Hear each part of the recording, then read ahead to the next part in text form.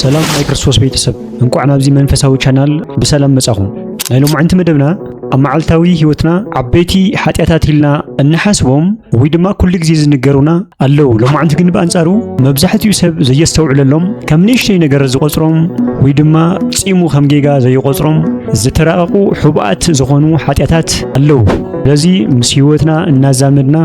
بعمقتن بسفحتن كنريومنا اسكا مودتا تخاتلو بسم الله وولد ومنفس قدوس احدو املاك امين نزعلت باريخو زهبنا ناي بوتات املاك እግዚአብሔር شمو نزلالم عالم استخبرن استمسገነን ይሁን ናይ እግዚአብሔር ቤተሰብ ናይ ክርስቶስ ጸጋ ምሕረት ሰላም ምስኩላትና ይሁን መጀመርታ ግን ከምዚ ዓይነት ትሕዝቶ ንኽበጽሐኩም ኩሉ ግዜ ሰብስክራይብ ብምግባር ቤተሰብ ኩኑ ስለዚህ ለማዕንቲ ከም ናይ እግዚአብሔር ቅዱስ ፈቃድ ኣብ መብዛሕቲና ሰባት ዘሎ ጌጋ አርዳዳ بعمقت እንሪእሉ ውሽጥና እንፍትሸሉ ትሕዝቶ እዩ ከምዚ ዝብል ኩሉ ምኽንያቱን መብዛሕቲና ደቂ ሰባት ኃጢአት ዝብል ነገር ክንሐስብ ከለና ዝመጹልና እቶም ዓበይቲ ነገራት ጥራሕ እዩ ወይ ድማ ብጥቕልሉ ክንሪኦ ከለና እዞም 10 ትእዛዛት ዝበሃሉ ነገራት ማለት እዩ ምኽንያቱ መብዛሕቲኦም ዓበይቲ ዝበሃሉ ኃጢአታት ካብዞም 10 ትእዛዛት ብዝተፈላለየ ምኽንያት ስለዝተሓሓዙ ኣቡነ ሽኖዳ ይብሉና ዓበይቲ ዝኾኑ ኃጢአታት ቅድሚ ሙዳእካ እዞም ኣናእሽቱ ዝኾኑ ደቂ ሰባት በሸለልትነት እንሐልፎም ደቀቅት ነገራት ክትዓብስ ክትጥፍእለካ ይብሉ ማለት እዩ ምኽንያቱን ንኃጢአት ከተሸንፎ እንተኾንካ ምንጪ ናይ ኃጢአት ተድርቆለካ መችስ ናይ ዝኾነ ይኹን ተፈጥሮ ክጸንት ደርቕ ክጠፍእ ተኾይኑ ምንጪ ናይቲ ነገር ክትድርቅለካ እዩ ስለዚህ ንሕና ክርስቲያኑን ብጥልቀት ክነስተውዕሎ ዝግበና እቶም ዓበይቲ ዝበሃሉ ውድቀታት እቶም ዓበይቲ ዝበሃሉ ኃጢአታት ነፃ ክንወፅእ ሓራ ክንወፅእ ካብ ስጋና ካብ መንፈስና ካብ ህይወትና ከነጽንቶም ወይ ድማ ከነድርቆም ተኾይና ፍልፍሎም ክንፈልጥ ኣለና ስለዚህ ናይቲ ዓብይ ዝኾነ ውድቀትካ ምንጪ ትፈልጥ ተኾንካ ነቲ ኃጢአትካ ናይ ምድራቅ ዓቕምኻ ዝለዓለ ይኹን ማለት እዩ ስለዚህ እቲ መጀመርያ ክንፈልጦን ክንሓስቦን ክንርድኦን ዝግበአና ኢለ ዘምጻኽዎ ቁጽሪ ሓደ ምንም ዘይምስራሕ ኃጢአት ብዙሕ እዋን ሰባት ኃጢአት ማለት ሕማቕ ነገር ምግባር ጥራሕ ይመስሎም እንተኾነ ግን ምንም ዘይምስራሕ ማለትውን ጊዜኻ ብኸንቱ ምሕላፍ ወይ ድማ ሃካይ ምዃን እዚ ባዕሉ ዓብይ ኃጢአት እዩ ብዙሕ ግዜ ኣብ ማሕበረሰብና ዘሎ ኣተሓሳስባ ክንርኢ ከለና ሰብ ክዕምጽ ክሰርቕ ክቐትል ክዝሙ የብሉን እምበር ካልእ ምንም ማለት ኣይኮነን ብምባል ትሩፋት ክሰርሕ ብዝግብኦ ምንም ከይሰርሐ ኢዱን እግሩን ዓጻጺፉ ይነብር ማለት እዩ ጠቕላላ ክነሓስቦ ዝግባእ ከም ክርስቲያን መጠን ግን ሕጊ ምፍጻም ናይ ማንም ወዲ ሰብ ግዴታ እዩ እዞም ነገራት ንኽትፍጽም ሰብኣዊ ይኹን ተፈጥሯዊ ሕጊ የገድደካ እዩ እቲ ክርደና ዝግባእ ግን ሓደ ሰብ ትሩፋት ከይሰርሐ ጽድቂ ክሰርሕ ኣይኽእልን ትሩፋት ከይሰርሐ ክጸድቕ ኣይኽእልን ንምንታይ ጎይታ መድሓኒት ኢየሱስ ክርስቶስ ኣብ ማቴዎስ ወንጌል ምዕራፍ 5 ዘለዉ ናይ ሙሴ ሕግታት ናብ ትሩፋት ክቕይሮም ንርኢ ምኽንያቱ ናይ ሙሴ ሕጊ ጸላእኻ ጽላእ ፈታውኻ ፍቶ ዝብል ሕጊ ነይሩ ምኽንያቱ ኣብ ኦሪት ፍጹም ዝኾነ ፍቕሪ ስለ ዘይነበረ ፍጹም ዝኾነ ሓድነት ስለ ዘይነበረ ክርስቶስ ግን ነዚ ጎደሎ ዝነበረ ፍቕሪ ነዚ ብዝተወሰነ መልክዕ ዝተገለጸ ፍቕሪ ፍጹም ክገብሮ ከሎ ንርኢ ማለት እዩ ምኽንያቱ ንሱ ናይ ነቢያት ሕጊ ክፍጽም እምበር ነቢያት ሕጊ ከፍርስ ኣይመጸን ክፍጽም ማለት ነቶም ንእሽተይ ጎደሎ ዝነበሮም ነቶም ምልኣት ዘይነበሮም ሕግታት ምልኣትን ፍጽምናን ክቦም ንርኢ ማለት እዩ ሕጂ ንኣብነት ከም ሰብ መጠን ተርኢና ጸላእኻ ጽላእ ፈታውኻ ፍቶ ዝብል ናይ ሙሴ ሕጊ ኣብ ዓለም ዘለና ስጋውያን ሰባት ንረዳድእሉ ንቕበሎ ሕጊ ምኽንያቱ ስጋና ነዚ ነገር ስለ ዝድግፍ ማለት እዩ ከም መንግስቲ ይኹን ከም ግለሰብ ንዝመጸካ ጥቕዓት ዲፌንስ ኣብ ምግባር ኣብ ምክልኻል ተፈጥሯዊ ዝኾነ ስምዒት ስለ ዘለካ ክርስቶስ ግን ነዚ ሕጊ እዚ ነዚ ብዝተወሰነ መልክዕ ዝተገለጸ ፍቕሪ ፍጹም ክገብሮ ከሎ እንታይ ይብል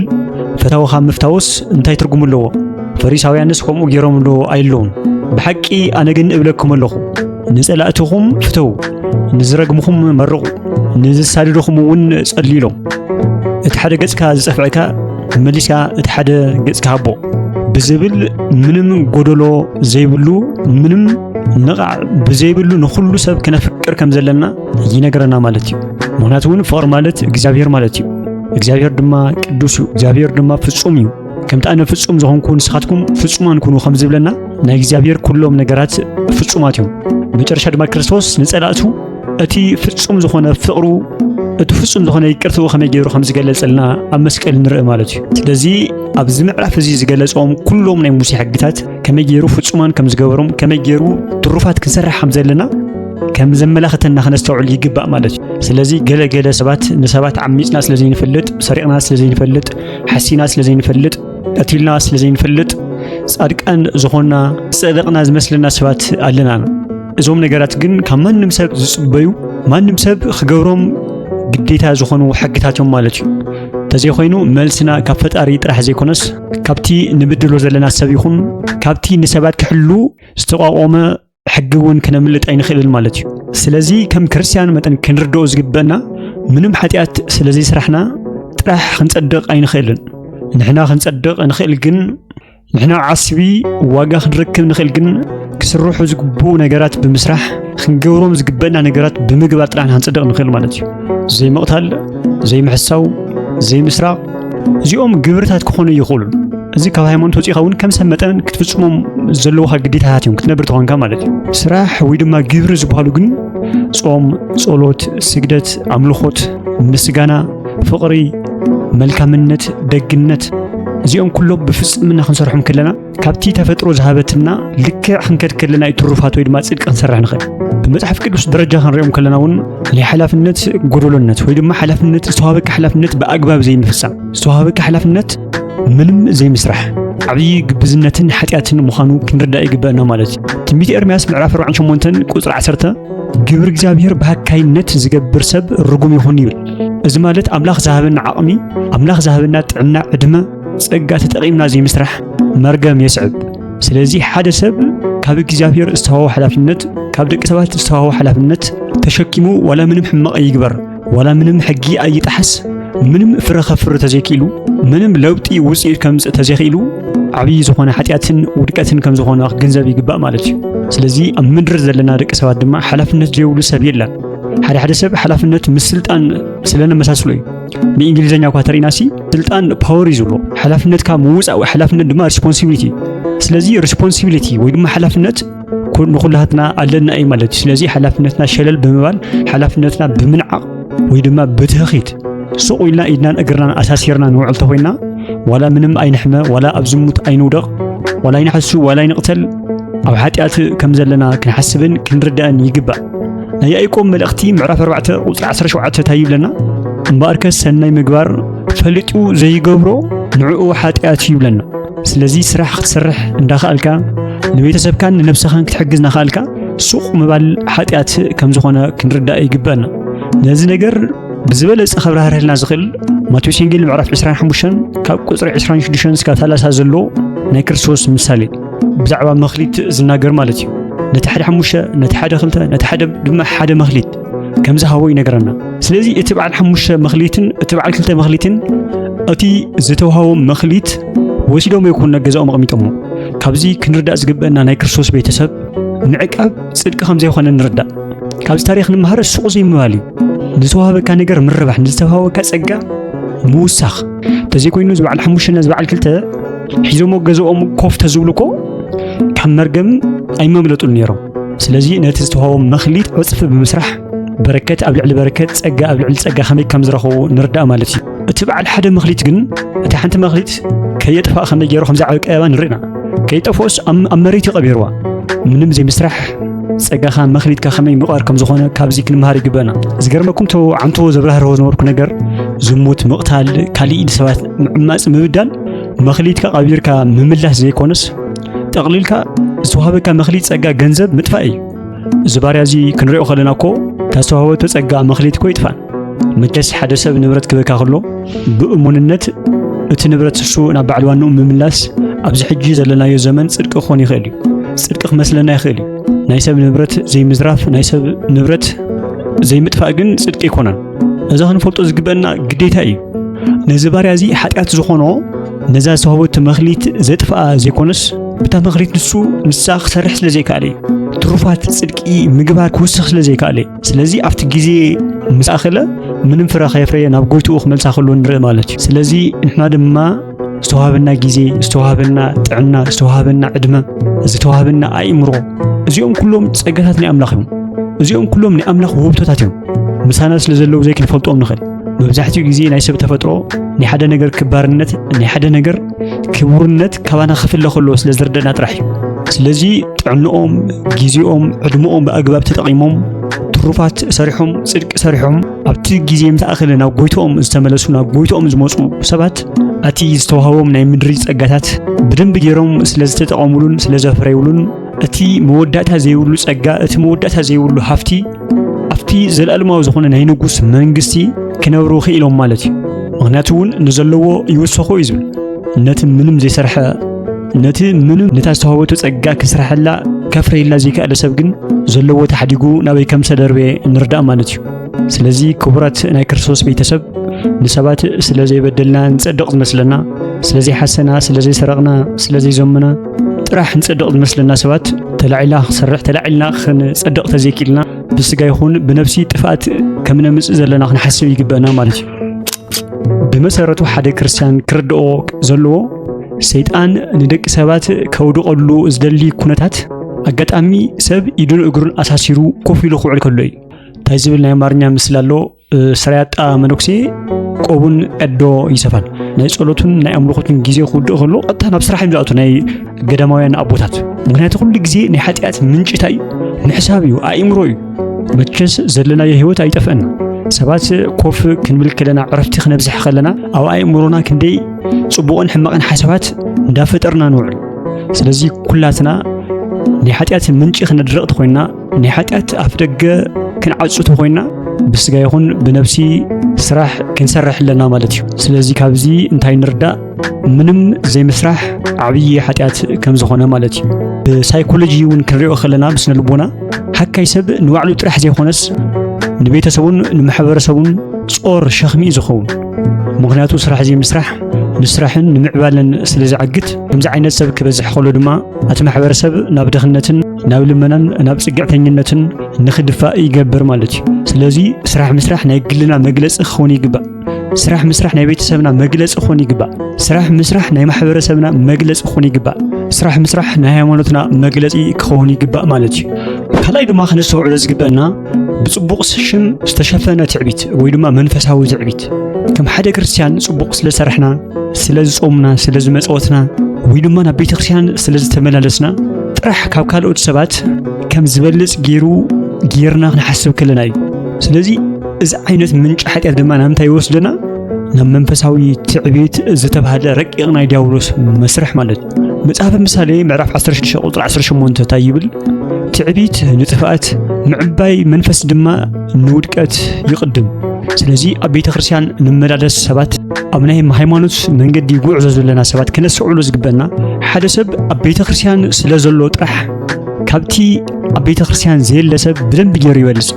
መቸስ ኣብ ሕክምና ዘሎ ሰብ ሓደጋ ክበጽሖም ከሎ ቀልጢፉ ክድሕን ዝኽእል እቲ ኣብ ቤት መድሓኒት ወይ ድማ ኣብ ሕክምና ኣብ ቀረባ ዘሎ ሰብ ኣብዚ ሕጂ ዝተጀመረ ዝኾነ ሰይጣናዊ ዝኾነ ቻሌንጅ ኣሎ። እዞም ናብ ቤተ ክርስቲያን ዝመላለሱ እዘን ናብ ቤተ ክርስቲያን ዝመላለሳ እዞም ናይ ፌስቡኮም ናይ ቲክቶኮም ፕሮፋይል ናይ ማርያም ናይ ክርስቶስ ስእሊ ኣድህኖ ገለ ዝጥቀሙ ሰባት መምሰልቲኦም መርዛማትዮም ገለ ዝብል ዓይነት ቻሌንጅ ተጀሚሩ ኣሎ። ነቲ ከምዚ ዓይነት ምንቅስቓስ ዘሎ ሰብ ርእሲ ንምድፋእ ካብቲ መስመር እሱ ንምውፃእ ዝግበር ዘሎ ከይዲ ማለት እዩ። ስለዚ ማንም ሰብ ክፈልጦ ዘለዎ ግን እቲ ናይ ምድሓን ዝዓበየ ዕድል ዝዓበየ ክብሪ ዘለዎ ግን እቲ ኣብ ቤተ ክርስቲያን ዘሎ ሰብ እቲ ሕጂ ክብሎ ዘለኹ ግን ብኣንጻሩ ከምዚ ዓይነት ጉዕዞ ዘሎ ሰብ ዲያብሎስ ብውሽጡ ንሱ ካብ ኩሉ ሰብ ከም ዝበልጽ ካብ ኩሉ ሰብ ከም ዝሓይሽ ምንም ሓጢኣት ሰሪሑ ከም ዘይፈልጥ ካብ ኩሉ ሰብ ንሱ ጻድቕ ምዃኑ ክስምዖ ክገብር ይኽእል እዩ። ስለዚ ክንጥንቀቕ ዝግበአና ግን ኣብ ከምዚ ዓይነት መንፈስ ከምዚ ዓይነት ሓሳብ ክመፀና ከሎ ነዚ ሓሳብ እዚኣ ጠጠው ተዘይቢልናያ ነዚ ሓሳብ እዚኣ ተዘይተቃዊምናያ መጨረሻና ዓብይ ውድቀት ምዃኑ ክንሓስብ ይግበአና ማለት ካብ ናይ ቦታት ገድሊ ካብ ናይ ቦታት ህይወት ክንመሃር ንኽእልና ከም በዓል ልበ ኣምላክ ቅዱስ ዳዊት ኣንሰ እፄ ወአኮ ሰብ ከም በዓል ሃዋርያው ቅዱስ ጳውሎስ ኣነ ሓሰኻየ ኣነ ጭንጋፊ ክንብሎ ይግበአና ነዚ ከምዚ ዓይነት መንፈስ ማለት እዩ። ስለዚ ናይ ውሽጢ ድምፅና ከምዚ ዓይነት ሓሳብ ከምዚ ዓይነት ምስትውዓል ዘቕርበልና እንተኮይኑ ንዕኡ ክንቃወመ ይግበአና። ኣነ ሓጢአተኛ ኣነ ጭንጋፊ ኣነ ትለ ከምዚ ክትብሎ ከለኻ ዲያብሎስ ዝሽነፍ ማለት እዩ። ተዘይ ኮይኑ ነዚ ዝምጉሰካ ድምፂ ተድምፅ ተኾንካ ግን ምውዳእካ ግዴታ ይኾን ማለት እዩ። ትዕቢት ንጥፍኣት ምዕባይ መንፈስ ድማ ንውድቀት የቕድማ ከም ዝበለና ጠቢብ ሰሎሞን ማለት እዩ። ስለዚ ከምዚ ዓይነት መንፈስ ዘለና ሰባት ናይ ሰባት ፍቕሪ እውን ክህልወና ይኽእል። ብስነ ልቡና ክንሪኦ ከለና ንኻልኦት ሰባት ብትሕትና ዘይኮነስ ብንዕቐት ክንሪኦም ክንጅምር ከለና እዚ ድማ ኣብ መንጎ ሰባት ናይ ምፍልላይ ዝምድና ናይ ምብትታን ፍቕሪ ዘይምህላው የስዕብ ይዳርግ ማለት እዩ። ስለዚ ነዚ ዓብይ ውድቀት ቅድሚ ምብጻሕና እታ ናይ መጀመርያ ዝበቆለት ናይ ሰይጣን ኣተሓሳስባ ንስኻ ኩሎም ትበልጽ ትብል መንፈስ ካብታ ምንጫ ክንድርቃ ይግበአና ማለት እዩ። ሳልሳይ ድማ ንሰባት ብሓሳብ ምፍራድን ምኹናንን ናይ ሓደ ሰብ ውሽጣዊ ጸገም ሕሉፍ ህይወቱ ወይ ድማ ምኽንያቱ ከይፈለጥና ብቓልና ዘይኮነስ ብልብና እዚስ ሕማቕ እዩ፣ እዚስ ዋጋ የብሉን፣ እዚስ ኣይፈልጥን ብምባል ንፈርድ ተኾይና ናብ ዓብዪ ዝኾነ ውድቀት ከምፀና ይኽእል። መጽሓፍ ቅዱስም ወንጌል ማቴዎስ ምዕራፍ 7 ቁጽሪ 1 ይብል ብዝሰፈርክምዎ መስፈርት ከይፍረደኩም ኣይትፍረዱ እዩ።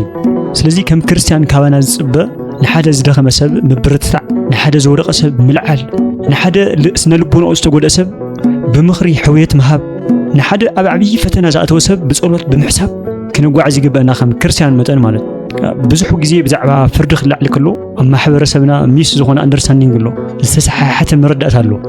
ፍርዲ ማለት ክርድአና ዝግባእ ንስኻ ሕማቕ ኢኻ፣ ንስኻ ውዳቕ ኢኻ፣ ንስኻ ዋጋ የብልኻን፣ ንስኻ ሓጢአተኛ ኢኻ ክትብል ከለኻ እዩ ፍርዲ ማለት። ምክንያቱ ናብ ከምዚ ዘብፅሐካ መስፈርት ኣሎ። ስለዚ በዚ መስፈርትኻ ልክዕ ድማ ንስኻ ተሰፊርካ ከም ትፍረድ ክትርዳእ ይግባእ ማለት እዩ። ሓደ ሰብ ግን እዚ ትክክል ኣይኮነን፣ እዚ ጌጋ እዩ፣ እዚ ሓጢአት እዩ ኢሉ ኣብቲ ሰብ ዘይኮነስ ኣብቲ ሓጢአት ክዛረብ ከሎ ግን እዚ ፍርዲ ኣይኮነን። ምክንያቱ እቶም ዘቕርቦም ዘለዉ መስፈርትታት ወንጌል እዮም፣ ናይ ወንጌል መስፈርት እዮም፣ ናይ ክርስቶስ መስፈርት እዮም። ሓደ ሰብ ኣኺ ስርቂ ሓጢአት እዩ ተይሉ እዚ በተኣምር ሓጢአት ክኾነ ይኽእል። ሓደ ሰብ እዚኣ ዝገበርካ እኮ ጌጋ እያ፣ በዚኣ ተመለስ፣ ከምዚኣ ግበር ክብለካ ከሎ እዚ ፍርዲ ኣይኮነን፣ እዚ ወንጌል ዝነግረካ ዘሎ። ስለዚ ኣብዚ ሰባት ምፍራድን ምኹናንን ዝብልናይ ነገር ብኣፍና ጥራሕ ዘይኮነስ ብሓሳብና ክፍጠር እንተኽኢሉ ነዚ ሓሳብ እዚኣ ክንድርቃ ይግበአና። ስቆይና ተቐፂልና ግን መጨረሻ ዓብዪ ዝኾነ ውድቀት ከምፀልና ይኽእል። ራብዓይ ድማ ናይ ካልኦት ውድቀት ብልቢ ምሕጓስ። ዝኾነ ይኹን ሓደ ሰብ ጸገም፣ ሕማም ወይ ድማ ውድቀት ክጋጥሞ ከሎ ኣብ ውሽጥና ሕቡእ ዝኾነ ሓጎስ ክስምዕና እንተኽኢሉ ንርእስና ክንበኪ ይግባእ። ብርግፀኝነት ክነግረኩም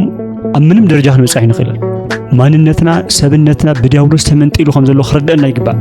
መጽሓፈ ምሳሌ ምዕራፍ 24 ቁጽሪ 17 እንታይ ይብል? ጸላኢኻ እንተወዲቑ ኣይትተሓጎስ፣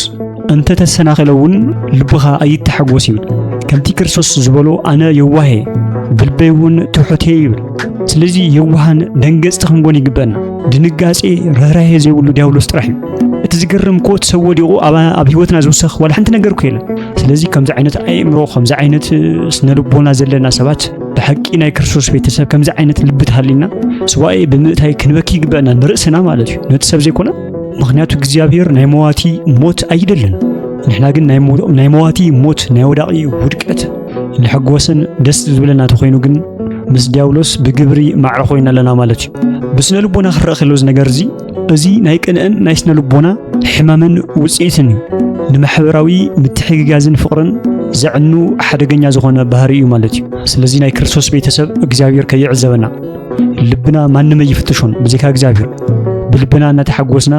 ብምምሳል ህይወት ልነብር ተሃሊና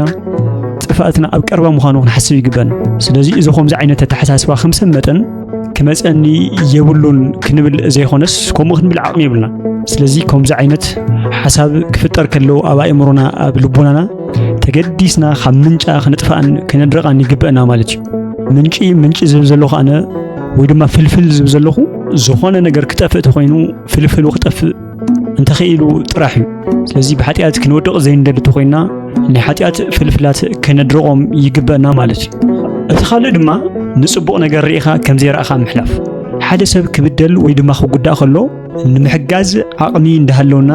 ኣነ ኣየእትወንን ኣይግድሰንን ብምባል ስቑኢልካ ምሕላፍ። መቸም እዚ ሕማም እዚ ኣብ ብዙሓት ሰባት ኣብ መብዛሕቲና ሰባት ዘሎ ባህሪ እዩ። ስለዚ ክትገብሮ እንዳኽኣልካ እንዳሃለኻ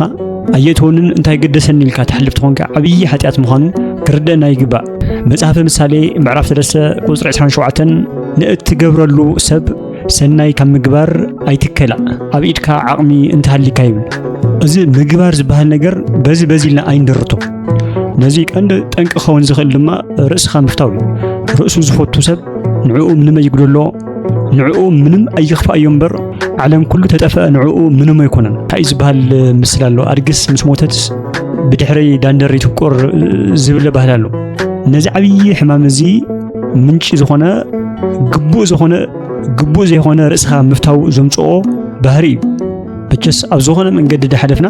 ሓደ ሰብ እናተጨፍለቐ እንዳረኣና ወይ ድማ ኣብ ዝኾነ ፀገም ወዲቑ እንዳረኣና ከነልዕሎ